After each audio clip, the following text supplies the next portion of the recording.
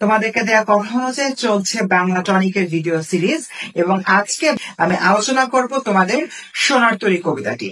সোনার তরী কবিতাটি লিখেছেন কবিগুরু রবীন্দ্রনাথ ঠাকুর এবং রবীন্দ্রনাথ ঠাকুর তার এই কবিতার মধ্যে ব্যাখ্যা করেছেন যে মানুষ যখন মারা যায় তার কর্মটা আসলে রয়ে যায়, মানুষ তার কর্মের মাধ্যমে অমরত্ব লাভ করে এবং মানুষের জীবন আসলে কখনো এই পৃথিবীতে চিরস্থায়ী হয় না। এটা একদম মোটা দাগে সম্পূর্ণ কবিতাটার একটা ব্যাখ্যা। এই কবিতা থেকে আমরা 5টা টনিক নিয়ে আলোচনা করব, যে 5টা টনিক মাথায় রাখলে তুমি খুব সহজেই এইচএসসি পরীক্ষাতে সৃজনশীল গ এবং ঘ নং অ্যান্সার করতে পারবো। তো আসি প্রথম টনিকে। টনিক নাম্বার 1, এক সময় সৃষ্টিকর্মকে রেখে স্রষ্টাকে চলে যেতে হয়।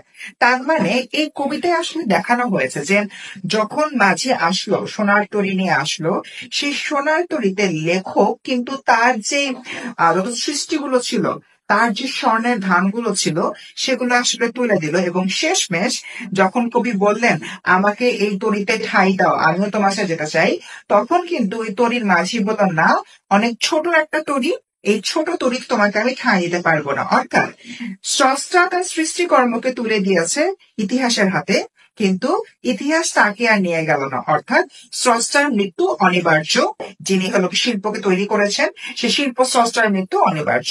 এরপর নাম্বার 2, কালের বিবর্তনে মানুষের জীবনধারা এবং মৃত্যু চিন্তা।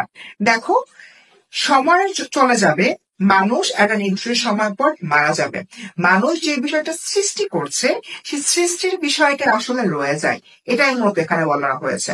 বাংলা টনিকের এই জায়গায় এসে আমরা 3 নাম্বার টনিকটা নিয়ে আলোচনা করব এবং এখানে বলা হচ্ছে মানুষের তার কর্মের মাধ্যমে বেঁচে থাকা।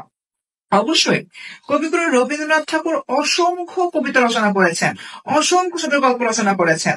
আমরা তার ছোট গল্পগুলো, তার কবিতাগুলো, তার নাটকগুলো এখনো পড়ি এবং দেখি, কিন্তু রবীন্দ্রনাথ ঠাকুর আর আমাদের মাঝে বেঁচে নেই। এই সম্পূর্ণ কবিতার দিকেই তাকাও, এখানে কি বলছে, ওই যে সোনার তরীর যে মাঝি রয়েছে, মাঝি আসলো, সোনার ধান নিয়ে চলে গেল, সে কিন্তু আর লেখককে নিলেন না, বা যে কৃষক সেই কৃষককে আসলে নিল না। তার মানে এটার মাধ্যমে বোঝানো হচ্ছে মানুষের যে কর্ম ভালো হলে সে যুগ যুগ ধরে বেঁচে থাকবে, কিন্তু মানুষের যে আত্মা বা দেহ সেটি আর পৃথিবীতে থাকবে না।